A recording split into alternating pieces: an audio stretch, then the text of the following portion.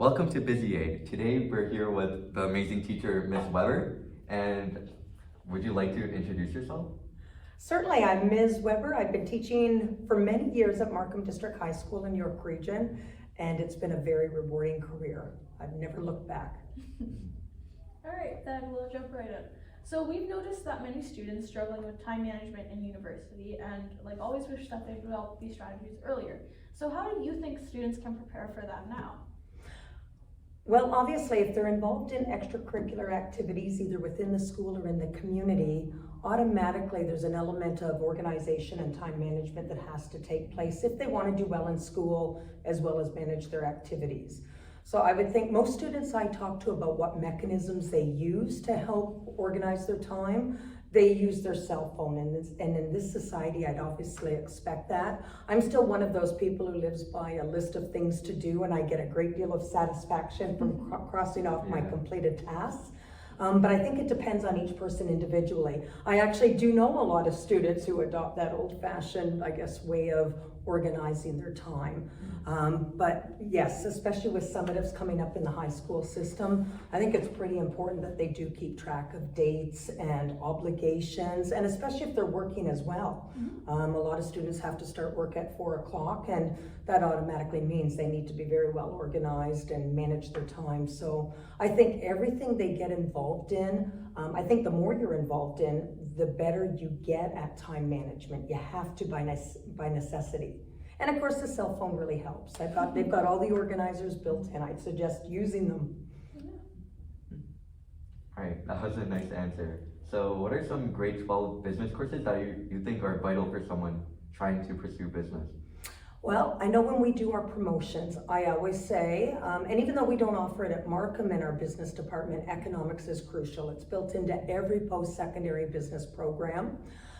Obviously, we live in a globalized economy, so I really think international business is a great course to have. It's one that didn't exist when I went through the system, but of course, globalized economy, international business is pretty crucial. I think students with a focus and a passion in business or finance, grade 12 accounting, definitely. It's not a prerequisite, I know, for the business schools, not even, I don't think, for Waterloo's accounting finance program, but still, I think you have a major advantage if you take it. And of course, the business leadership course, that's, I think, our 4th major course in grade 12, and always the whole leadership development that it instills. I think that's a great route for students as well. All right, would you recommend business courses to students who aren't necessarily pursuing business in university? Definitely, I would.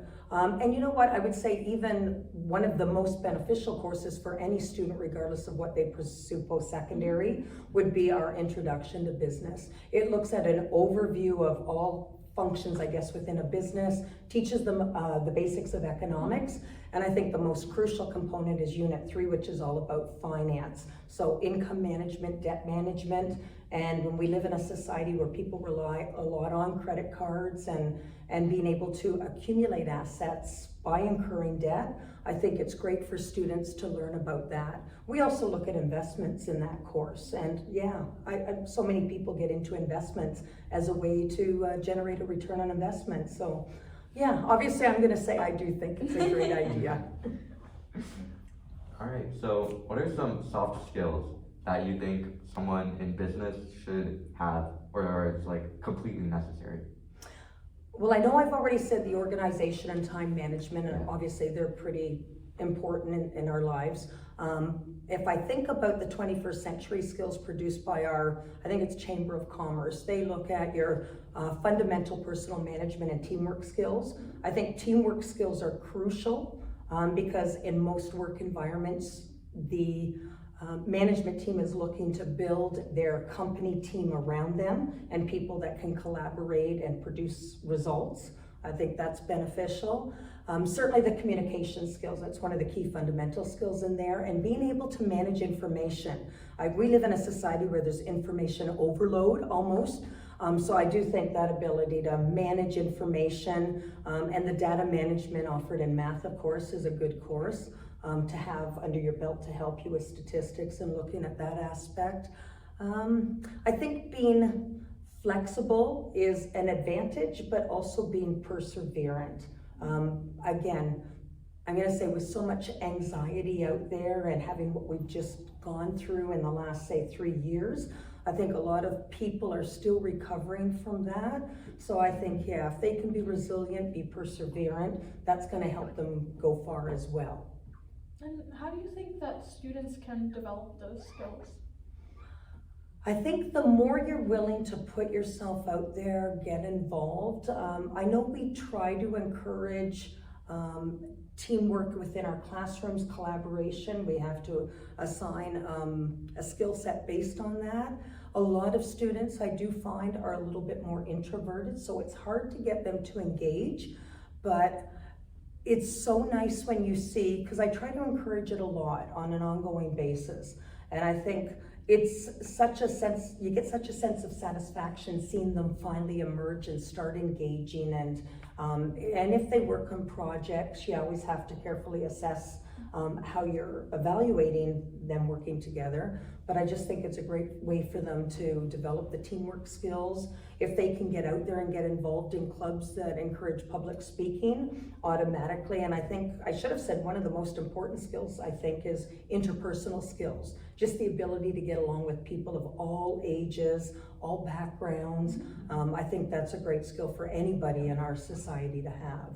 So I think it's just more finding, if they have the initiative, finding the opportunities to get involved and develop those skills, the communication, interpersonal, and then other than that, I guess just getting involved in different activities and leadership. Again, getting involved in teams and clubs, they can develop leadership skills, and that helps them also, I guess, if they're upwardly mobile, if they want to look at moving upward in a company. So what is something outside of school that you would want someone in business pursuing that would really help them with their university career or their future business? Well, I know that there are a lot of community opportunities in business, and I think junior achievement is one of the ones outside in the community that I've heard about that really helps students who have a passion for business. I know there's Target Alpha, which of course, that's more about financial literacy and ties into the University of Waterloo has a financial literacy competition, so getting involved in the competitions perhaps. And I know within our school setting, I know you said outside of school, but I didn't mention that, of course, getting involved in co-curricular clubs like DECA, it's a wonderful opportunity for students to, and especially those who have a passion in business, to dabble in developing all those key skills that we've already talked about, learn a lot more about business competencies. So yeah, I think that's the way to go. So what would be the most useful piece of advice that you've heard or you would give to students applying for business in post-secondary? You know what, I'm gonna go back to the economics and say, just because we don't offer it, I would say that definitely make sure that you take economics. I didn't have the opportunity in high school to take economics. I had to take way too much post-secondary. So I just think that that's an advantage that can help them. And I'm always very appreciative when I have students come back who have taken the grade 12 accounting and they say that their first year was an absolute breeze because it is built in. Think about it, we cover, what we cover in 2 years of accounting, they cover in 6 weeks post-secondary. So it's a major advantage for students to take that particular course as well, but I guess it depends on if you have an interest in it, of course. For someone who didn't take, what was the course? For the economics? Yeah, economics. Okay. For someone who didn't take economics in grade 12, how might they learn that outside of school? Well, the only way I really know of is TV Ontario has produced Learn at Home interactive modules. And all of our business curriculum that our Ministry of Education has mandated for the public system, they have courses, Learn at Home courses for that. So there is an economics course there that they can go through and do a self-taught session. I would suggest that for them. Other than that, I don't know, some students have a natural instinct and are really interested in the stock market and those aspects and other economic indicators. So, you know what, there's different ways to go about learning a little bit about economics.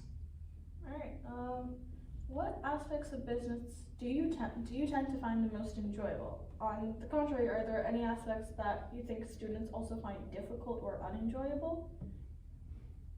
You know what, I think the aspects of business that I really enjoy seeing the creativity that comes out of students.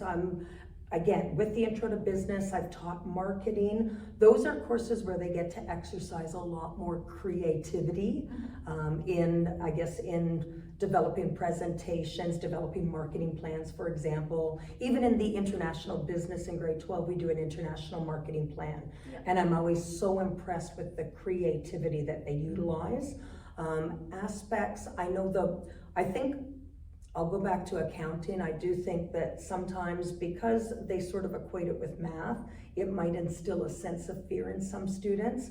And unlike other courses where you have isolated units, unit 1, unit 2, and they're all sort of separate and distinct, in accounting, we keep building. And we keep building from the foundation with debit credit theory. And I mean, if they're lost, then they're gonna be lost forever sort of thing. And I know that's a little bit disheartening sometimes, and I know it's not for everyone, so I try not to take it personally if I find they're getting lost or they're not as engaged as I'd hope. Yeah.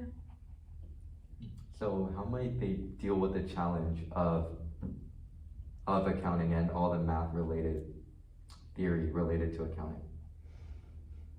I think all they can really do is look at some reinforcement. And I'm gonna say, I'll touch on the fact that I think unfortunately, I find a lot of students now, I don't necessarily know that they're putting the time they need to into reinforcing concepts that they learn, trying examples at home, doing homework. I tend not to give homework because I say to them right at the beginning, I think I'll get more out of you in class.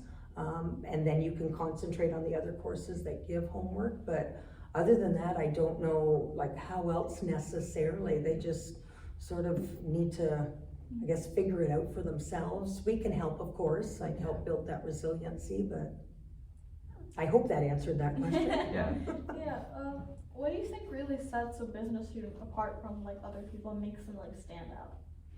You know what, I look at a lot of the students that stand out, and honestly, the passion they have for business is what comes through. You can tell that they're engaged. They're actively involved in classroom conversations, and they're like little sponges. They like to soak up the information, and I don't know, I guess that's just what I find. I find at Markham, students either seem to be drawn very much to business or the health sciences. Right, and then of course we've got a group of students who are into the technology and that aspect. So I think it's just, I love it when a student is passionate about business. And I mean, if they ever do get involved in DECA, it's also so nice seeing them all dressed up as young adults in their business attire. So that's what I really like about it. All right, so do you have any final words for the viewers of this podcast? You know what, I would just like to say thank you very much for this opportunity. You are doing a fabulous job, and I understand that this is a project management assignment that you're executing, but I just think the idea that you're helping people understand more about business if they're interested or contemplating it, letting them know what they should do to prepare themselves for that. I mean, you're looking at the rest of your life, right, when you graduate and as you get into grade 12, and anything that you can do and I can do to help them sort of understand what to expect and where maybe they should direct their attention, I think you're doing a fabulous job. All right, thank you so Thank much. you so much. You're welcome. All right, so that is the end of our podcast today. Thank you all so much for listening, and that's all. Thank you. All right, thank you. Bye. Bye. Thank you everyone for watching this episode of the BusiAid podcast. For our panel that occurred previously, we had the sponsors of CPA Ontario. They have this amazing opportunity called the High School Ambassador Program, which is open to all high school students. Through this program, you get access to webinars, competitions, and networking events. It's completely free to join, and the link is in the description right now for you to sign up. Thank you, CPA, for sponsoring BusiAid and our podcast. And that's the end of our show. Bye.